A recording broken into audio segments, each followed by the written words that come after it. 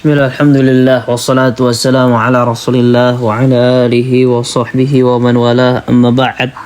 Faedah pada pertemuan kali ini membahas mengenai bagaimana hukum ibadah apabila tercampuri oleh riya. Bagaimana hukum ibadah yang sudah tercampuri oleh riya, apakah sah ataukah batal?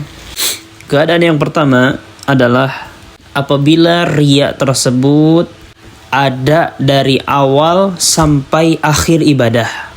Jadi maksudnya adalah seseorang melakukan ibadah memang dari awalnya sudah riya, ingin pamer dan ingin dipuji sampai akhir, nggak dibenerin niatnya.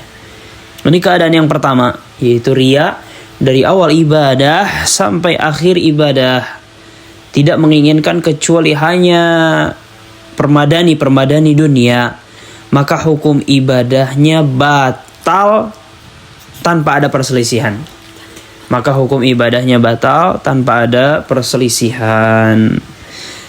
Keadaan yang kedua, seseorang beribadah kepada Allah tapi juga menginginkan pujian. Jadi keadaan yang kedua ini dicampur, dimix.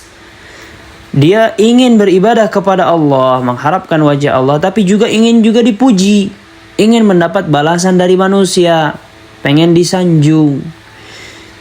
Maka dalam hal ini para ulama berselisih, tapi yang benarnya bahwa ibadahnya batal, ibadahnya tidak sah dan tidak diterima. Dalilnya hadis Abu Hurairah radhiyallahu an, Nabi SAW bersabda, Allah Azza wa Jalla berfirman, Ana aghna syuraka yani syirik man amila amalan asyraka fihi ma'iya ghairi taraktuhu wa syirkah. Kata Allah, aku paling tidak butuh kepada tandingan. Barang siapa yang menjadikan tandingan untukku di dalam beribadah, maka aku akan tinggalkan ibadahnya. Ini dalil bahwasanya orang yang mencampur adukan antara ikhlas dan menginginkan pujian, maka ibadahnya batal, tidak diterima oleh Allah Azza wa Jalla. Begitu pula hadis Abu Umamah radhiyallahu an. Datang seseorang kepada Nabi SAW dan bertanya, Wahai Rasulullah, bagaimana pendapatmu tentang seseorang yang berperang di jalan Allah, tapi niatnya itu untuk dapat pahala dan juga untuk disanjung, dikenang namanya. Lalu Nabi SAW bersabda, La syai'alah. Dia tidak mendapatkan apapun dari pahala.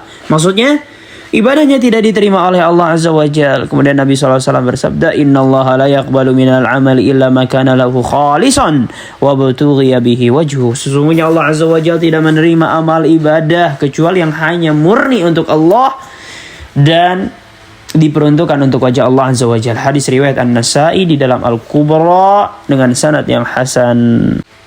Keadaan yang ketiga, ibadah yang awalnya untuk Allah. Awalnya dia ikhlas, aku beribadah salat ini untuk Allah Azza wa Jalla. Tiba-tiba tetangga yang punya anak perempuan masuk masjid. Dan dia tahu, wah ini bisa jadi calon mertua nih. Timbul riya. Aku perbaguslah salatnya biar ditawarin mau enggak putriku. Maka muncullah riya di tengah-tengah ibadah. Tapi asalnya itu untuk Allah. Tapi riya ini muncul di tengah-tengah. Apabila dia menghalau, menepis riya tersebut, maka ibadahnya sah. Tapi kalau seandainya dia terus-menerus betah dengan keriyaannya, maka ibadahnya batal.